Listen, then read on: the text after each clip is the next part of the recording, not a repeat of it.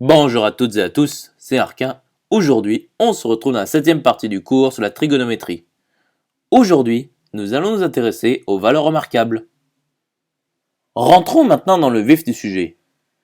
Donc, avec le cercle trigonométrique, on peut déjà lire que cos de 0 égale à 1, cos de pi sur 2 est égal à 0, cos pi est égal à moins 1, sinus de 0 est égal à 0, sinus de pi sur 2 est égal à 1, et sinus de pi est égal à 0.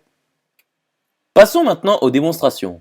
Donc voici la première démonstration. Donc tout d'abord, nous allons démontrer que cos de pi sur 4 est égal à sinus de pi sur 4 qui est égal à racine de 2 sur 2. Donc on sait que cos de pi sur 2 est égal à 0. Et cos de pi sur 2 est égal à cos de 2 pi sur 4. Donc cos de 2 fois pi sur 4.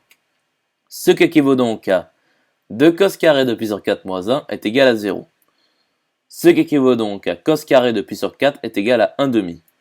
Ce qui équivaut donc à cos de pi sur 4 est égal à racine de 2 sur 2 car pi sur 4 appartient à l'intervalle fermé moins pi sur 2 pi sur 2.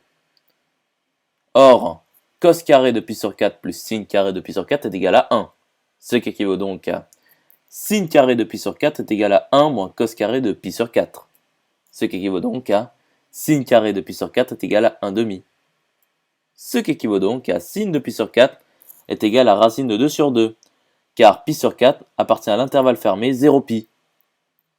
Passons maintenant à la seconde démonstration. Donc nous allons démontrer que cos de pi sur 3 est égal à 1 demi et sin de pi sur 3 est égal à racine de 3 sur 2.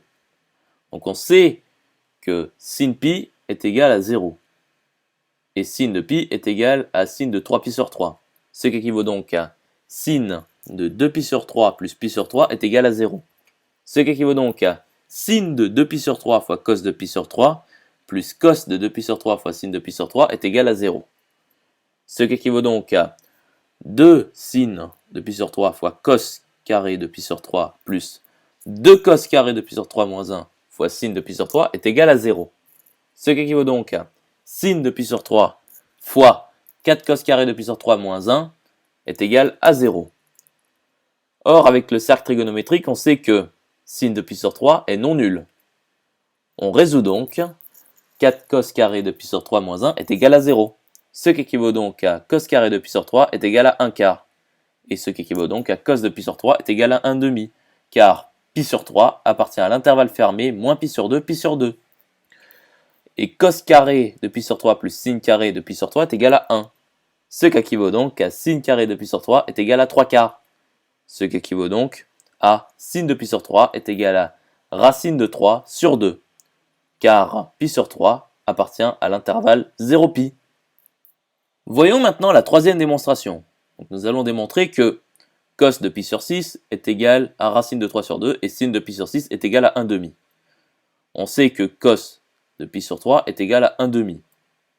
Et cos de pi sur 3 est égal à cos de 2 pi sur 6, donc cos de 2 fois pi sur 6. Ce qui équivaut donc à 2 cos carré de pi sur 6 moins 1 est égal à 1 demi. Ce qui équivaut donc à cos carré de pi sur 6 est égal à 3 quarts. Ce qui équivaut donc à cos de pi sur 6 est égal à racine de 3 sur 2, car pi sur 6 appartient à l'intervalle fermé moins pi sur 2 pi sur 2. Et cos carré de pi sur 6 plus sin carré de pi sur 6 est égal à 1. Ce qui équivaut donc à sin carré de pi sur 6 est égal à 1 quart. Ce qui équivaut donc à sin de pi sur 6 est égal à 1 demi, car pi sur 6 appartient à l'intervalle fermé 0pi. Pour résumer toutes ces démonstrations, nous établissons un tableau de valeurs. J'espère que cette vidéo vous aura plu et vous sera utile. On se retrouve dans la 8e partie.